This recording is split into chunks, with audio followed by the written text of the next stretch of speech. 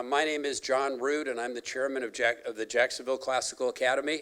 I want to welcome you all, and more importantly, I want to welcome Governor DeSantis. I'm honored that he chose Jacksonville Classical today. We're very, very proud of the school, and just ask that we all join me in welcoming Governor DeSantis. Governor? All right.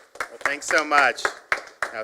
Thanks, Ambassador. I really appreciate it. Thanks for all that you've done to get this school going. I remember when it was being built. We looked forward to it with anticipation, and I think it's off to a great start under very unique circumstances. I also want to recognize our Secretary of Education, Richard Corcoran.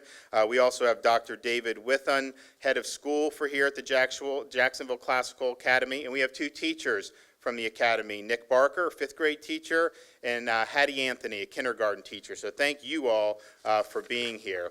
You know, I looked at the Constitution for the World Health Organization, and one of their guiding principles is something that we've tried to do in Florida the whole time, and that is that health is a state of physical, mental, and social well-being, and not merely the absence of disease or infirmity. And I think as COVID hit, particularly in March, when there was a lot of apprehension and fear, a lot of folks lost sight of that.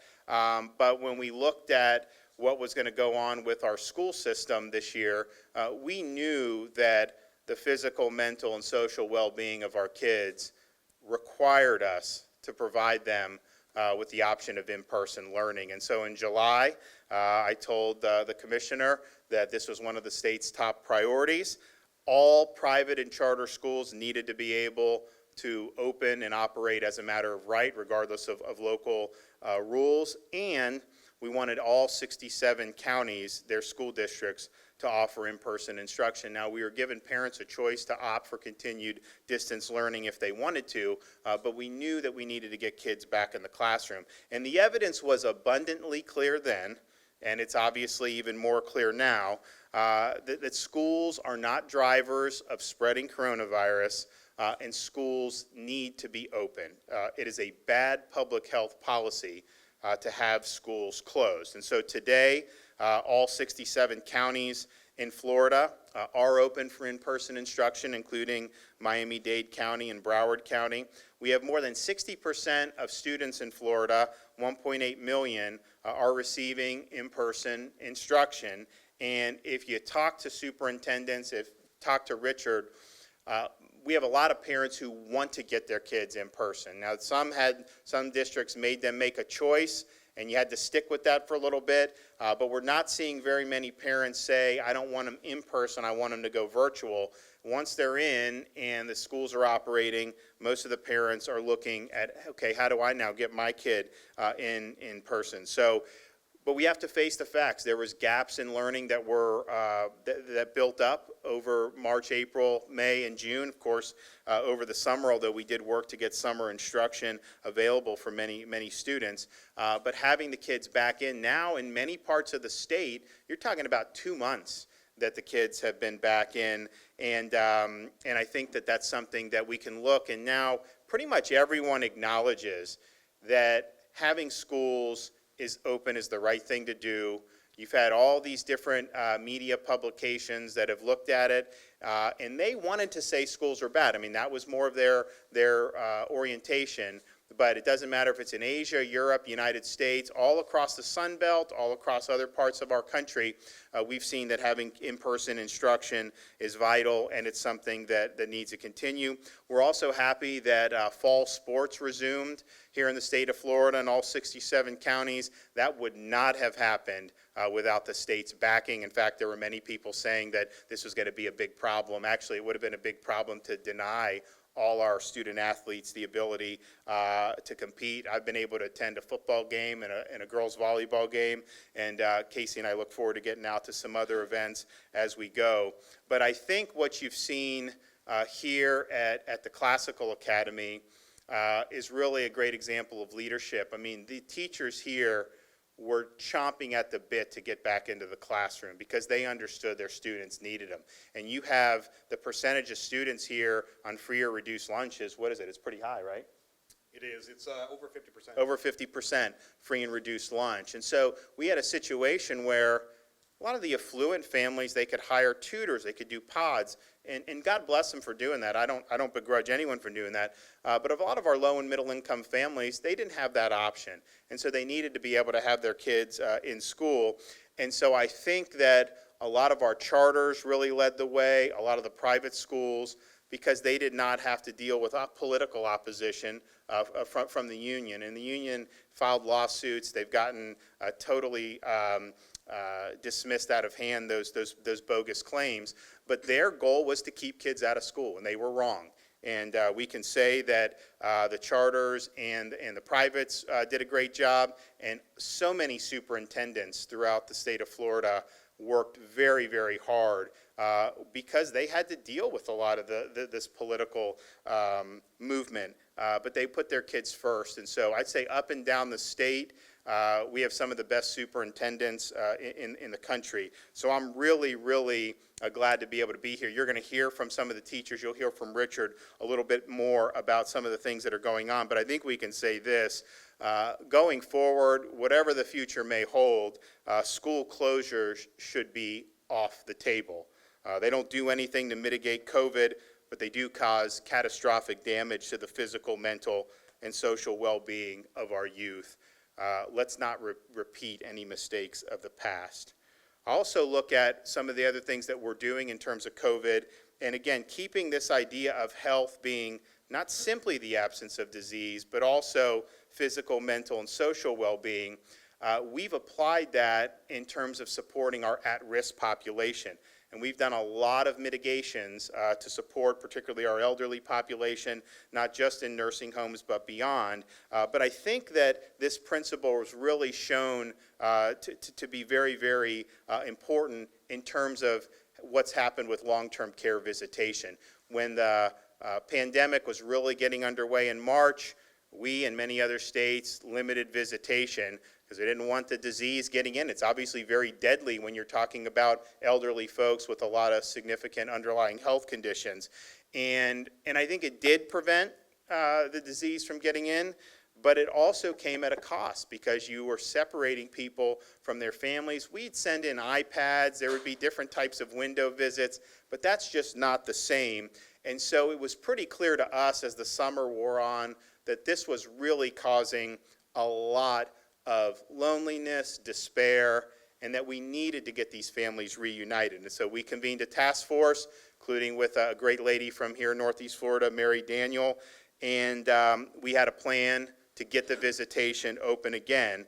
And here is an interesting thing. When we did the visitation, we looked at it and said, you know, we may end up having more outbreaks as a result of it. We think we can mitigate it because we have PPE, testing, all this other stuff, but we just have to accept that that may be something that there's a possibility of happening, but I think most of the folks in those facilities were willing to take the risk in order to have that family and friend connection. Interestingly, since September 1st, positive tests for residents of long-term care facilities have declined by more than 70% in the state of Florida. Now, part of that is, we had more prevalence in July than we've had in September or October. But I think part of it is when you have the family members in there who really care for those folks, I think it causes the staff to perform better. I think everyone is a little bit more careful. And so I think it's something that has really tended to help physical, mental, social well-being of our elderly residents. But I think it's also helped mitigate the disease even more. So we're glad that we were able to do that. We're also continuing to look for different ways to protect the most vulnerable here in the state of Florida. And I've done announcements on this, but we've distributed hundreds of thousands of the new 15-minute rapid test. It's Abbott Labs Binex Now.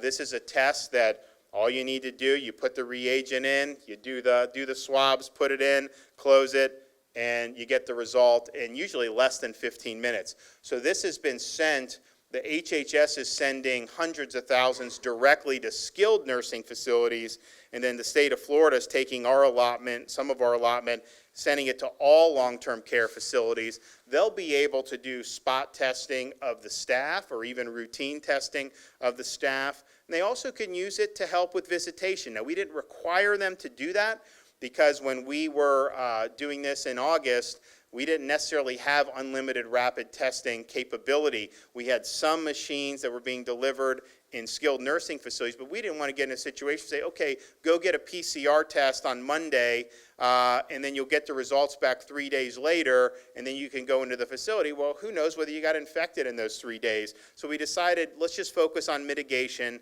But now that you have the 15-minute test, if the facilities want to do that, if family comes, they want to do it to be safe, they can do that as well. So it's a good tool for these facilities, but we're not limiting it to those facilities. We have asked any senior community, so not just folks that need assisted living. These are communities like the Villages, Sun City Center, Century Village down in South Florida.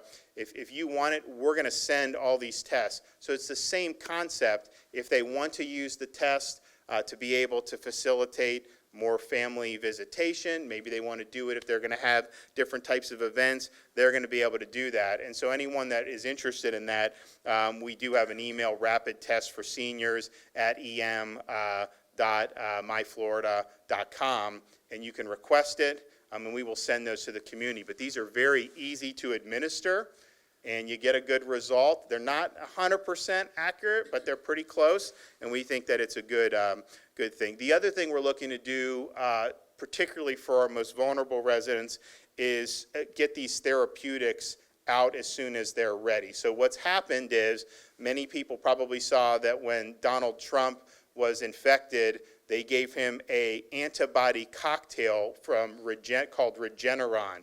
And he seemed to think it worked well. Eli Lilly has also produced a similar antibody cocktail. So the federal government has actually bought, and they have ready, doses of all of these things.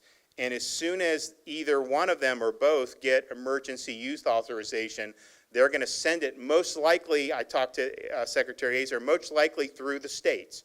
And so if the state of Florida is getting that, we're ready for it. We're going to send that long-term care facilities and hospitals. If you have an outbreak in a nursing home, you have it.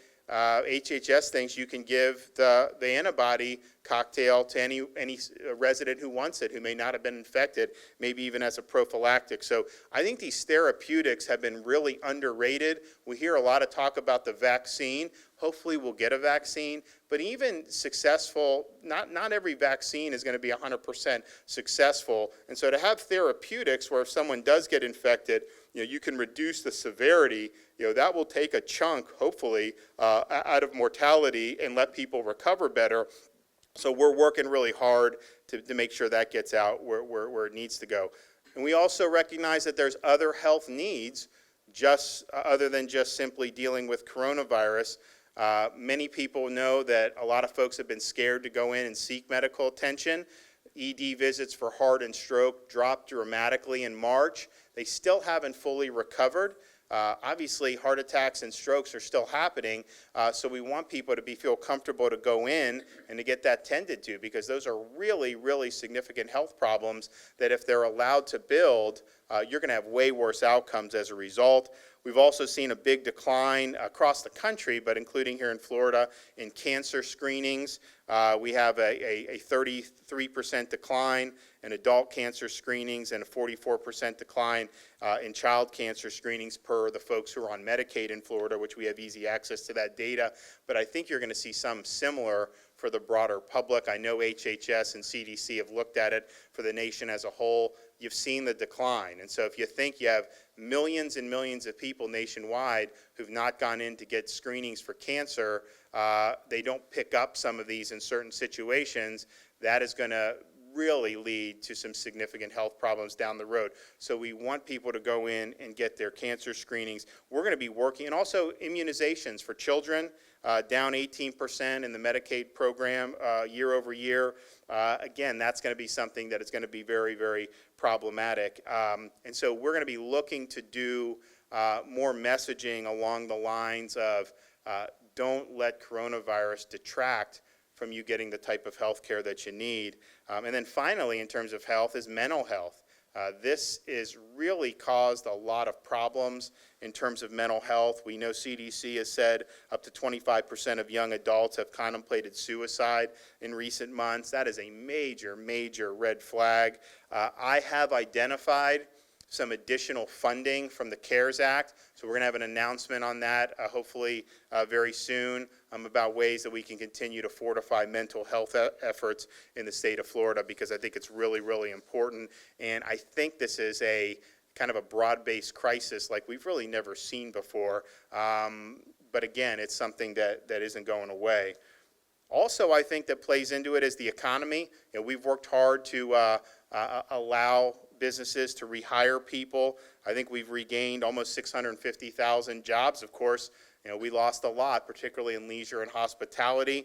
Leisure and hospitality have grown the most because they were starting from the lowest depths, and we want to continue to see them grow. But we've also seen increase in retail, healthcare, and other types of assistance. And some of the areas that have been flat, like construction, have been flat because they've been going at it the whole time. I mean, we've had really, really good signals in terms of home building and home sales. The prices have increased 9.1% from April to August, just in the last few months. That's a $25,000 on average increase in the prices of homes. So people want to be in Florida, they're moving, and I know the home builders are doing really, really well, so we want to continue to do that. And then finally, some of the COVID indicators.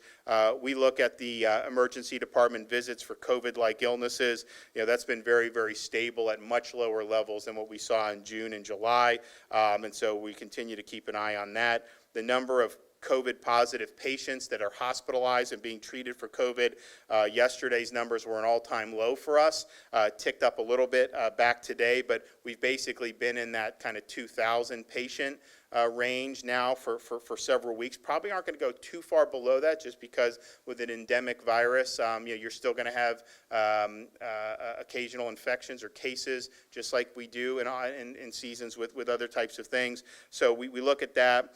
Yesterday, the admissions to hospitals for COVID was one of the lowest single-day number of admissions since May, and currently 3.2% of our licensed hospital beds have a patient that's being treated for COVID, and 28% of all licensed beds are empty, including 28% of all ICU beds are empty, and obviously they have an ability to expand that as they want to. So those are things we're going to continue to monitor. But I do think being here is really important to me, just because of the opportunities that they're offering to these kids. Under any circumstances, I think this would be important, but particularly under these circumstances where they wanted to get the kids back into the classroom. They've worked really hard to do it, and just me taking the brief tour that I did, I can tell you know, these kids are in good stead here, and they're being cared for well, and the teachers are doing a great job. And so I want to thank what they're doing here, but also throughout the state. You know, as much as there were people that were fighting against opening schools, so many of our teachers really wanted to get back in to the classroom, and they really wanted to be there for their students, because that's why they got into this. They care about their students, and I think it's made a big difference. I think we're much better off today, you know, than we were a couple months ago in terms of the health, safety, and well-being of our youth, and we want to continue to do that and go forward. And so Richard and I will be supporting the efforts, whether it's through the school districts, through the charters, or through our private scholarship kids. So I'm going to introduce Richard to say a few words, and then we'll hear from some of the folks affiliated with the school. Thank you. First and foremost, this is a great opportunity to be here because it's one of the special things that happen throughout our state. We have tremendous leaders, and when you watch what happened here, is you have you know, somebody who's, you know, quasi in their retirement years. Hope he doesn't mind me saying that. But what does he do with his, you know, capital? What does he do with his time? And he's like, I'm going to invest selflessly in trying to provide a world-class education for every single student in downtown Jacksonville. And just whether it's his time, whether it's money, it's an amazing thing to see how quickly you've put together this, Ambassador Rood. But it's also just great to have folks like you in our community up and down the state who are willing to invest their own capital and time to give kids this great education. And I will say, what they're doing here is amazing. People ask me all the time, what's the disruption? What's the new innovative thing that's going to happen in education. And what we're seeing so clearly across this country is the disruption and the innovation in education is actually going back to those fundamentals. And when we just went through a classroom, and you have kids in kindergarten and first grade, and the teacher's working through with them, when you have a word like tape and you have a softy and a consonant separating the vowel, what does the vowel say? And they all are memorizing these rules that the vowel says its name, so it's a long A. When you give that fundamental basis to kids, by the time they get to third grade, which is what we're teaching them to learn how to read by third grade, and then after that, they're reading to learn. But if we lose them in third grade, we pretty much lose them for all time. And so having that disruption be the fundamentals is something special. Our Teacher of the Year, we just awarded, 6th grade math teacher, a predominantly free and reduced lunch minority population. And she took these kids who were getting 1s and 2s on the FSA in math, and in 1 year flipped them and got them all 3 or better, which is basically grade level or better. And people went to her and they were asking her, what was the disruption? What was the innovation that you did that transformed these kids' lives that fast? And she said, again, for 10 minutes at the beginning of every school day, because she realized they lacked that solid basis of fundamentals. And if you don't have those fundamentals in your automaticity, imagine Michael Jordan being a good basketball player. Every time he dribbled up the court, he had to say, okay, now I got to push the ball down, I got to push the ball down. If it's not automatic, same with learning, you can't go on to those next great levels of either sports or education. And so for the first 10 minutes of every day, she taught them their math facts. She created a game, she created rewards, but she had to get them to their math facts, which should have been there by the time they get there. But that's the disruption. That is the innovation in education. I always say the PISA is the international, they take 60-plus countries, and they say, where does America stand against these countries? We're like 24th, 28th, and 36th in math, science, and English. And people say, well, what does America do well? Those numbers aren't so great. And we score, generally speaking, we have the prettiest buildings, but you can always teach Play-Doh under a tree. You don't need a fancy building. And we have more tech than any other those countries in the whole world. We have tech everywhere. Blackboards that speak to us, iPads everywhere. But what matters, what educates those kids, is what you guys are doing, and that is getting to those fundamentals, getting to that automaticity in their minds. And when you do that, they're transformed for life. And so for what you guys have started and what you guys are doing, we're greatly appreciative. As far as the school reopening, the governor will not say it, but I will tell you, there's 50 governors in this great country. Only one governor went through all the forensics, all the analysis. I always tell people all the time, we were and we are not the guinea pigs. We are the smart ones who looked at what was going around the world. The governor, whether it was Asia, Scandinavia, Europe, we looked at all that data, and what became very, very clear to the governor early on, to the point that he called us in July, is we've got to open up schools. And even to this day, we have, of the top 10 urban districts in the country, Florida has 5 of them. Those 5 urban districts are fully open, fully face-to-face, teaching kids the great education that you can only get with a teacher standing in front of those children, and those kids interacting with each other. All 5 of the top 10 that Florida has are open. The other 4 to this day are still not open, and 1 is only partially open. And to the governor's point, I like to quote the Royal Academy of Pediatrics in London, but to the governor's point, and this is something that he saw early on, and that is, let's stop this discussion, is it safe because of COVID, and ignore the discussion, is it safe not to send them back because of COVID? Which one is more to the point, to their health and emotional and social well-being, which one's more dangerous? And it's overwhelmingly clear that not having these kids interacting in schools is just overwhelmingly more, and it's an absolute risk. It's there. COVID, when it comes to these school children, is virtually de minimis or no risk, and we're seeing that from the reopening. But the Academy said that what we're doing is we are permanently scarring the hopes and dreams of a generation of children. And what's not happening in Florida is the permanent scarring of a generation of children, because the governor has opened up schools, and now we have the USA Today, the Atlantic. You can't pick up an article, a magazine, or a scientific study with, quote unquote, all eyes on Florida, and see that what we have done is absolutely special, it is great, and the kids are getting that world-class education they deserve. And the best mode that they possibly can. And honestly, Governor, it's hats off to you. It would not happen, because it has not happened in other states, what we're seeing here in Florida. So as far as the reopening goes, I'll say it.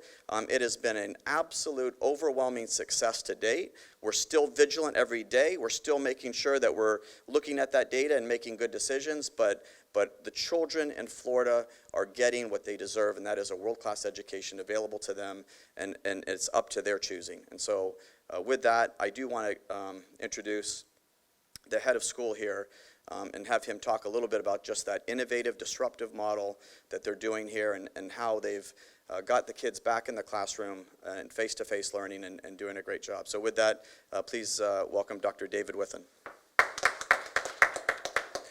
I'll be very brief, and I just want to say that it's an honor to have Governor DeSantis here, to have Commissioner Corcoran here, and of course Ambassador Rood. It's always an honor to have you in the building, sir. And this is important, what we're talking about and what we're doing here, but the most important thing that's happening in this building is happening actually beyond the walls over here, because it's happening in the classrooms. And we had an opportunity to walk through and take a look at some of those things, just a few samples of them. We were looking at a phonics lesson in a first grade classroom.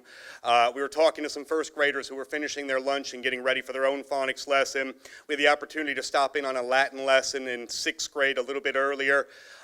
Those are the important things, and it's an honor, of course, to host some very special guests in Jacksonville Classical Academy today. But beyond that, it's an honor every single day to be in the classroom with some absolutely amazing teachers. Kindergarten teachers like Miss Hattie Anthony, who is a master of teaching those phonics so that our kindergarten students can go on to be great readers by the time that they get into third grade, so that they can do things like pick up The Secret Garden in fifth grade and read that with Mr. Barker, who is one of our really amazing fifth grade teachers here at Jacksonville Classical Academy. And it's important that they have the opportunity to teach students in the least restrictive environment possible, and to teach them in person. There's nothing that can replicate the relationship between students and teachers in a classroom, or, as you pointed out, sir, under a tree. And we do read Plato here. Our sixth graders are learning about Plato right now. We haven't given that up. And in ninth grade, they'll learn about him again. And sometimes we go out and we do it under a tree. Mr. Barker has taken them out to read The Secret Garden in our garden in the backyard.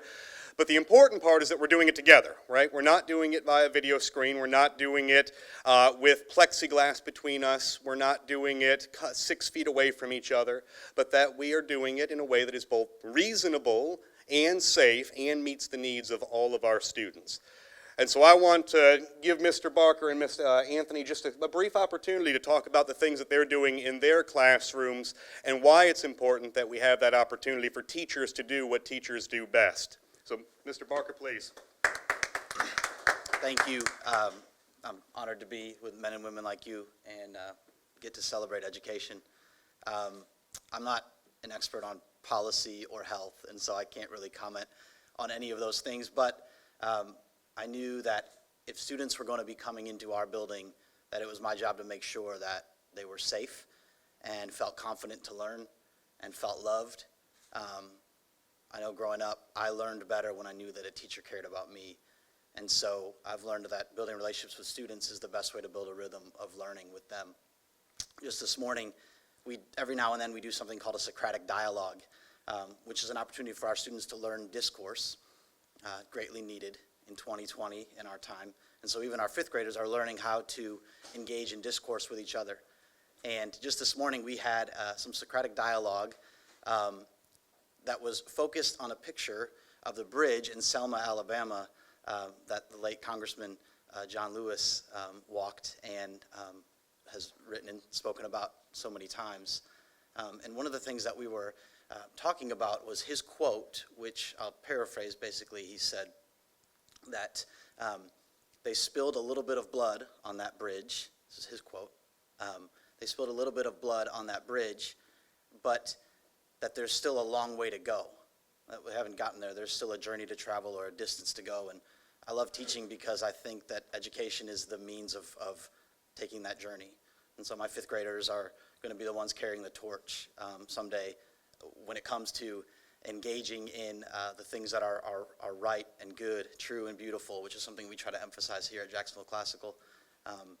And I love the fact that I can teach challenging content while also pointing our students to virtues. And it's a challenging time, 2020, through the things with pandemic and some of the social issues that have been going on in our world and our nation. And our students have a lot of questions. And so we have a great opportunity to say, hey, I'm not going to tell you exactly how everything should be or is, but I can point you to good virtues, and we can learn how to engage in society with perseverance and courage and honesty, and those type of great interpersonal virtues. So that's what we're doing. That's what we're running after here, and I'm just honored to be part of it. So thank you. Hi, I'm Miss Anthony, and again, I am very honored to be here, honored to be in your presence, and I'm very thankful to have my kindergarten scholars in our classroom. I have had that opportunity to teach online through Zoom and all those other great technology devices.